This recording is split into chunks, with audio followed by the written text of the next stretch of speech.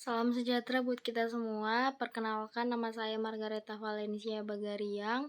Kali ini saya akan melakukan presentasi tentang laporan keuangan sektor publik. Teori pelaporan dalam sektor publik. Dalam organisasi sektor publik ada dua jenis pelaporan yang dikenal, yakni pelaporan kinerja dan pelaporan keuangan. Pelaporan kinerja merupakan fleksi kewajiban untuk mempresentasikan dan melaporkan kinerja semua aktivitas serta sumber daya yang harus dipertanggungjawabkan.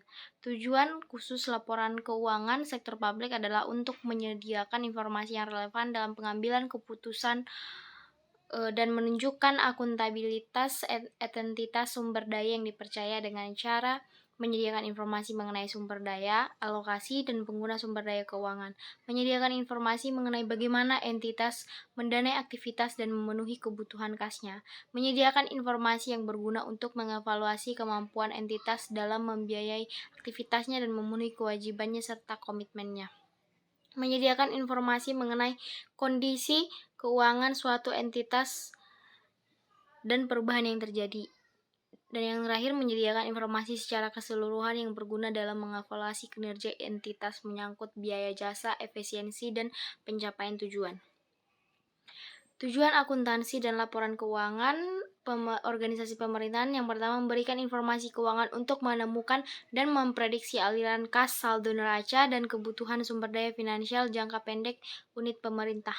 Memberikan informasi keuangan untuk menentukan dan memprediksi kondisi ekonomi suatu unit pemerintah dan perubahan-perubahan yang terjadi di dalamnya.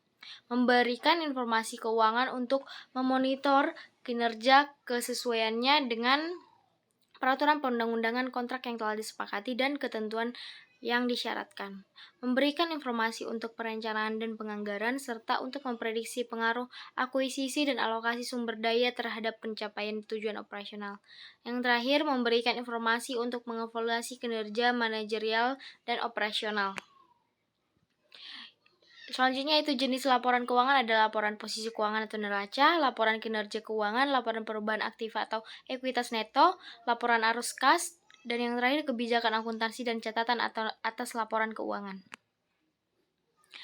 Analisis laporan keuangan dapat ditinjau dari ragam pelaporan yang ada, yaitu yang pertama laporan kinerja keuangan atau neraca, likuiditas pemerintah, komposisi investasi, kekayaan pemerintah, komposisi kewajiban, revaluasi cadangan, komposisi hutang pensiun, laporan kinerja keuangan atau surplus atau defisit, efektivitas penarikan pajak, tingkat pelanggaran peraturan keuangan, komposisi pendapatan, dan lain-lainnya.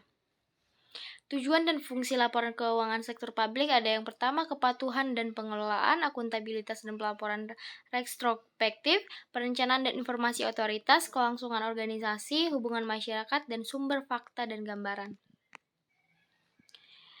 Sistem pelaporan keuangan sektor publik ada dasar kas atau kas base, dasar akrual atau accrual base, akuntansi dana atau fund accounting. Ini merupakan siklus akuntansi keuangan sektor publik yang pertama transaksi, analisis bukti, mencatat dan data transaksi atau jurnal, mengelompokkan dan mengikhtisarkan. Yang kelima kertas kerja dan yang terakhir penerbitan laporan keuangan. Teknik laporan keuangan sektor publik ada 3 teknik, yaitu tahap pencatatan, tahap pengikhtisaran, dan tahap pelaporan. Jadi, kesimpulannya, akuntansi sektor publik memiliki peran utama untuk menyiapkan laporan keuangan sebagai salah satu bentuk pelaksana akuntabilitas publik.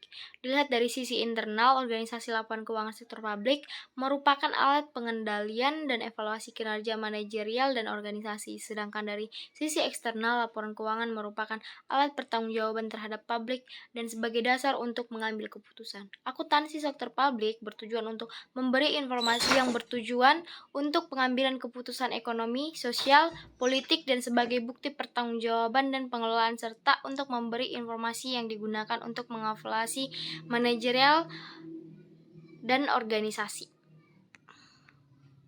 Baiklah, sekian hasil presentasi saya. Jika ada yang bertanya, silahkan. Sekian dan terima kasih.